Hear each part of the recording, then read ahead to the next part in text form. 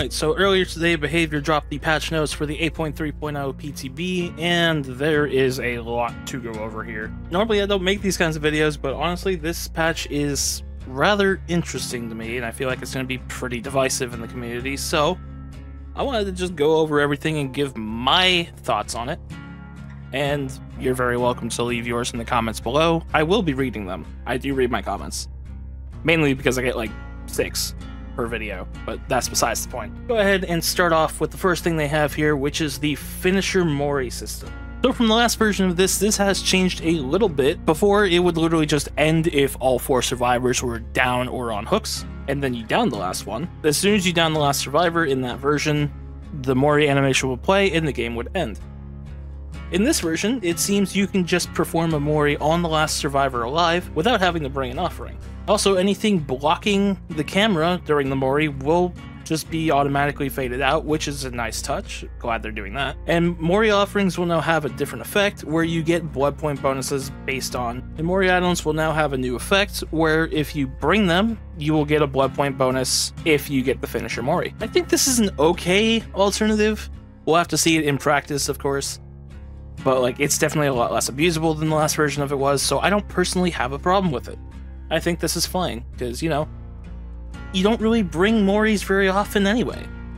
A lot of people would prefer points or something else. So it's nice that you can just, by default, see the animations that you don't really see very often. So that's it for the core changes that they're bringing. We're going to get into some perk changes now. Starting off with some survivor perks, we have Teamwork Power of 2. So now the effect will linger for a few seconds if you go out of range, and you can re-enter the range before the time expires to get the effect going again. As of right now, both this perk as well as its sister perk, Collective Stealth, which you can see down there, is also being changed. The second you went out of range, you would just lose the effect and you wouldn't get it back until you triggered it again.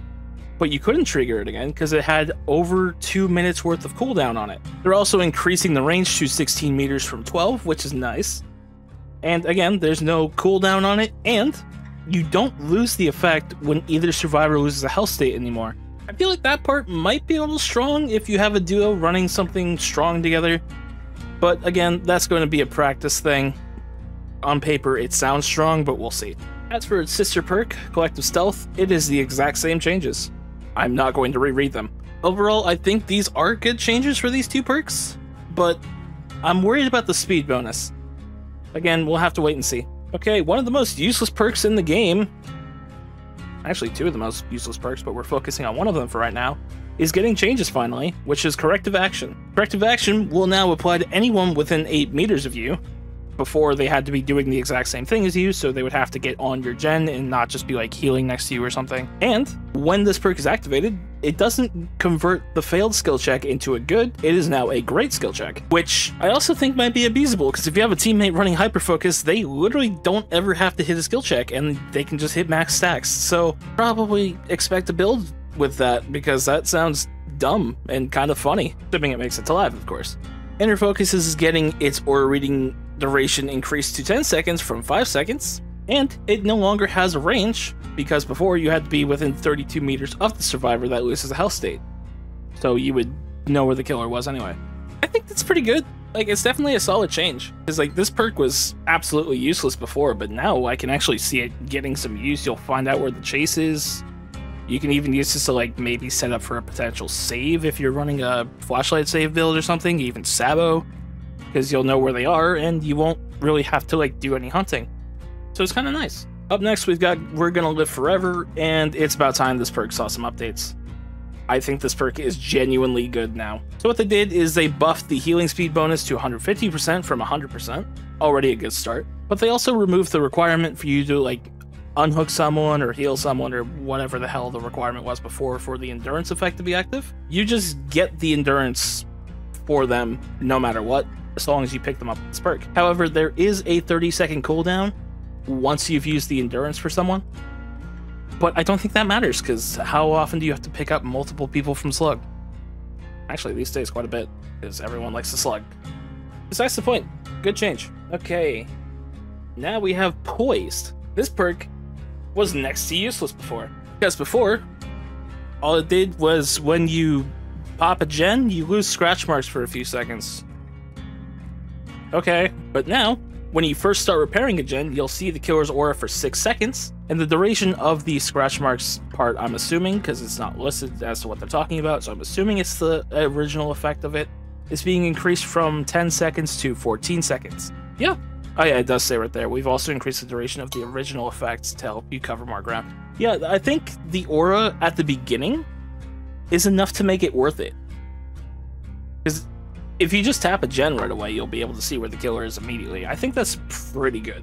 Alright, now we have Blood Rush. So, this is an interesting one. I'm not sure how I feel about this one. Blood Rush now activates for 60 seconds after you get unhooked, which before it was just permanently activated while you were on Death Hook. But it also deactivates when you perform a conspicuous action or when the endgame starts.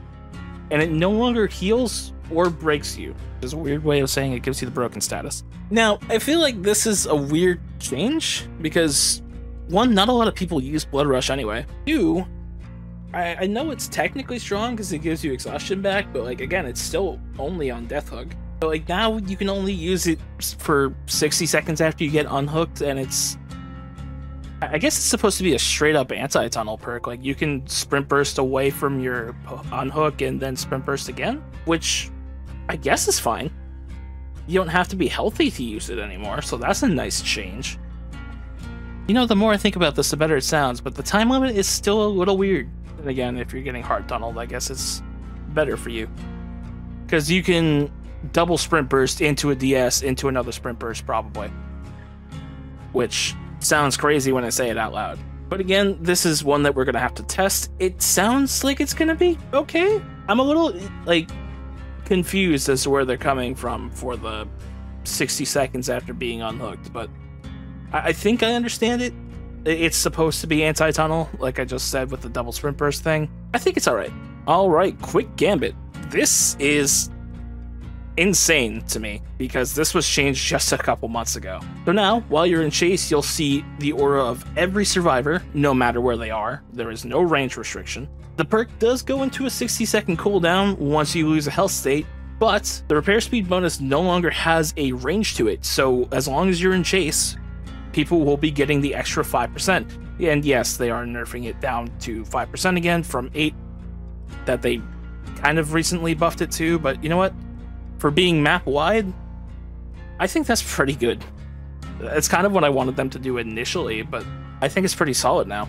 You'll probably actually see this get used, which is insane, because before this perk was very high risk. Now we come to the point of contention, Distortion. So I'm going to admit this is not the way I wanted them to change this perk, but I think it's a step in the right direction. So the perk no longer has tokens and will instead deactivate once after your aura is red, and you can't use it again until you get chased, which I think is okay. I feel like they could have maybe stuck to the token system and only have it recharge when you're in chase or doing a gen or something, but I feel like this is okay. They also slightly increased the aura blocking duration from 10 seconds to 12 seconds, and that's alright. The main thing is how it now works, and again, I feel like this is a step in the right direction, but I'm just not fully there with it, because now, like, people can't just rat out and, like, hide when there's 2 people left in one gen. They can't just, like, hide in the corner while you go off and die, so, like, that's nice, at least. But I don't know, I feel like that might be, it might be too much for some people. But honestly, for me, I think it's fine. Alright, Lucky Star is getting changes. I've already seen people say that this is a nerf. I disagree. I disagree hard. Because the change they're doing, there is no longer a 10-second time limit for you being in the locker. You will be dead silent the entire time you're in the locker, and it will linger for 30 seconds after you get out. Because before, it was 10 seconds after you entered. But now, you'll get the effect the entire time you're in the locker, and then for 30 seconds after you get out. That is really strong. I think why people are saying this is a nerf, though, is you no longer see survivor or gen auras when you get out of the locker, and I don't really care about that part, because that's never why I ran this perk anyway. The limited info that you did get from this perk could be kind of nice sometimes, but most of the time I feel like it just wasn't really that impactful. So I think this is a great change, and Lucky Star is actually going to be an amazing perk going forward. Alright, now we're getting into the killer perks, and we're starting with genetic limits that is seeing a massive change from what it was before. In the live version of the game currently, it gives you the exhausted effect after healing someone for, I think, like, what, 30 seconds or something? I don't remember the exact number. But now, survivors will get exhaustion after they lose a health state. So if you hit them in a chase with this perk, they flat out cannot dead hard you unless they start walking to recover exhaustion. But yeah, being able to stop survivors from using exhaustion perks for just hitting them is kind of wild, and I think that's going to be pretty strong, but we'll see when it comes out. Alright, next up we have Leverage, one of the 2 Skull Merchant perks you never see. You don't really see any of her perks, who am I kidding, but specifically these 2. So before, Leverage was kind of bad. It would only debuff healing speeds by 5% every hook state. Or every hook, not even every hook state. So if someone like started doing their attempts and went to second, that wouldn't count as a leverage token. But now, whenever a survivor unhooks, whoever unhooked has their healing speed reduced by 50% for 30 seconds. I think that's actually pretty solid. Perks like Will Make It exist. A lot of people run Botany Knowledge. So if they're running Botany Knowledge, that flat out gets canceled. It cuts the effectiveness of Will Make It in half. I think this is actually going to be pretty okay, especially if you have like Gift of Pain or something. Alright, next up is Thwack. This is another perk that would also activate whenever you hook a survivor. However, now it starts with 3 tokens, and you gain another token whenever you hook a survivor. It still does the exact same thing. Whenever you break a pallet or a wall, you'll consume a token and cause any survivor within 24 meters to scream and show their aura for 5 seconds. Just like with Leverage, this perk is now infinitely better than it ever has been. I like to use Thwack every now and then. I ran it on Wesker using Iridescent Lab Photo. I thought that was pretty fun for a while. But now I think this is actually going to be semi-decent. Alright, next up is Machine Learning.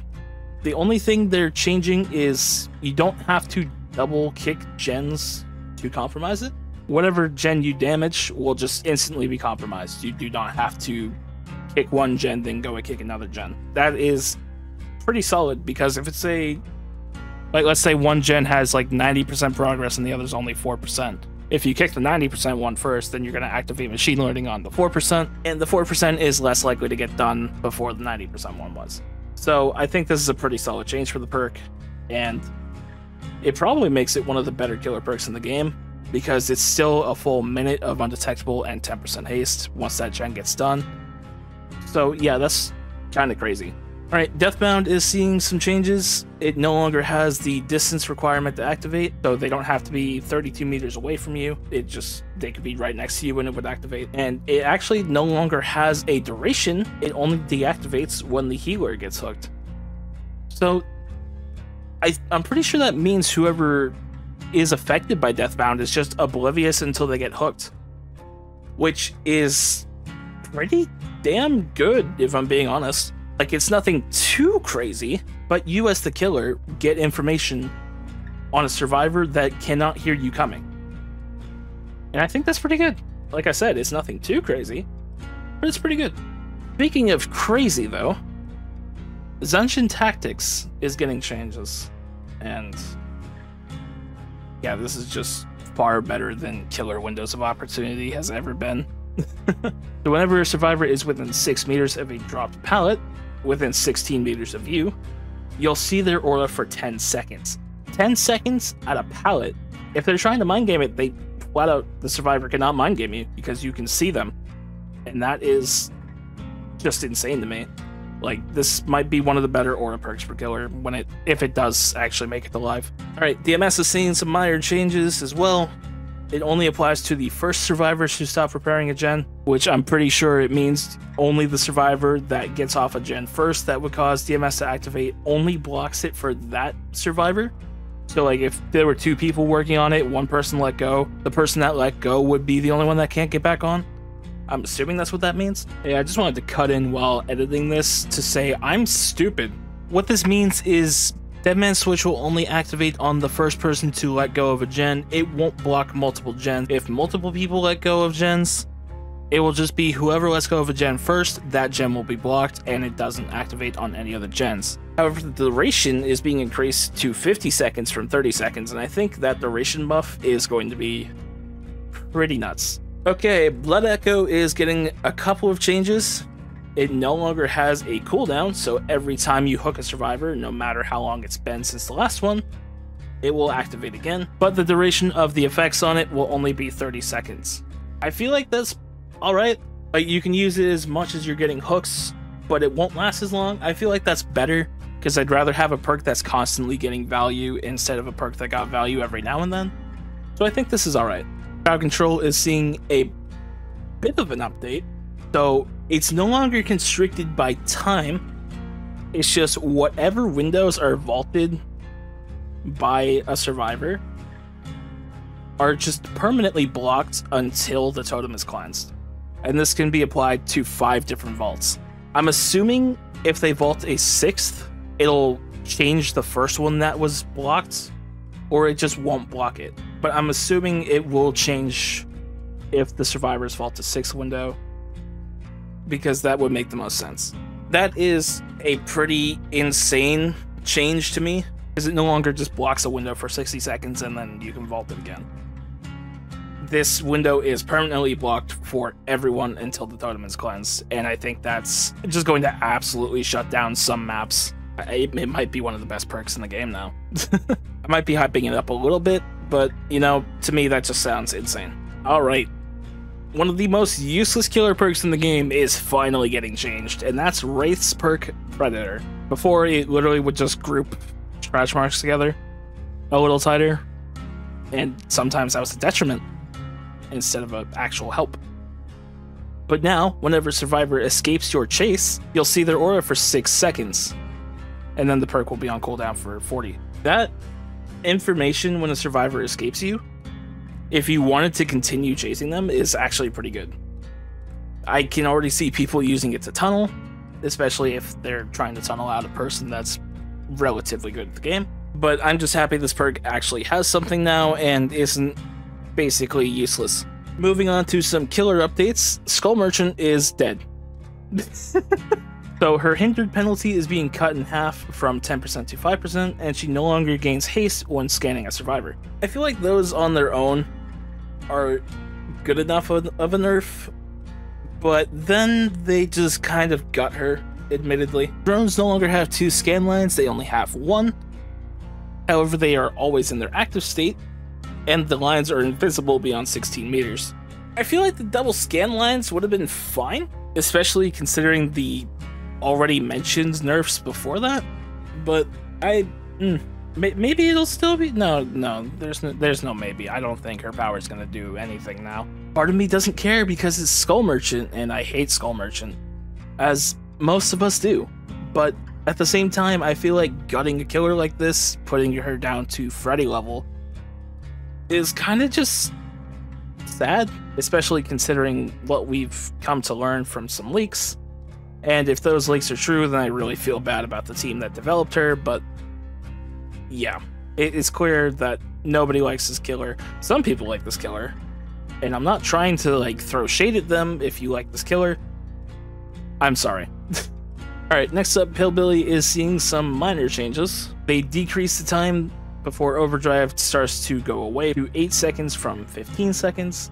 They decrease the movement speed in overdrive from 13 meters to 11.5. They decrease the overdrive buildup that you would get from revving and sprinting to 1.5 per second, which it was 2 before.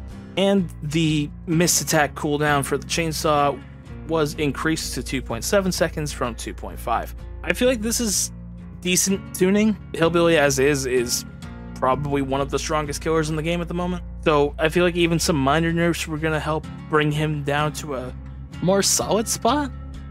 I'm not sure if this is enough, but it's a good testing point to see where he's at. Alright, next we're moving on to the twins, who just have a couple of little things here and there. Victor's cooldown is being increased to 20 seconds from 15. And his cooldown after he downs a survivor is now 3.2 seconds instead of 2.7, which gives you a little more time to kick him. Not really much to say about this, just a little bit of balancing. I think it's good. And lastly, we have the Unknown.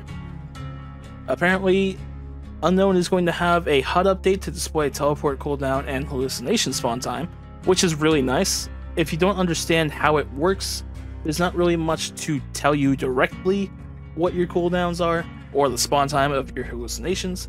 You come to figure it out after a while, but now they're going to just flat out tell you, which I think is pretty good, especially for players trying him for the first time. The movement speed will decrease sooner when charging your power, meaning you can't just tap it and have your movement speed stay the same.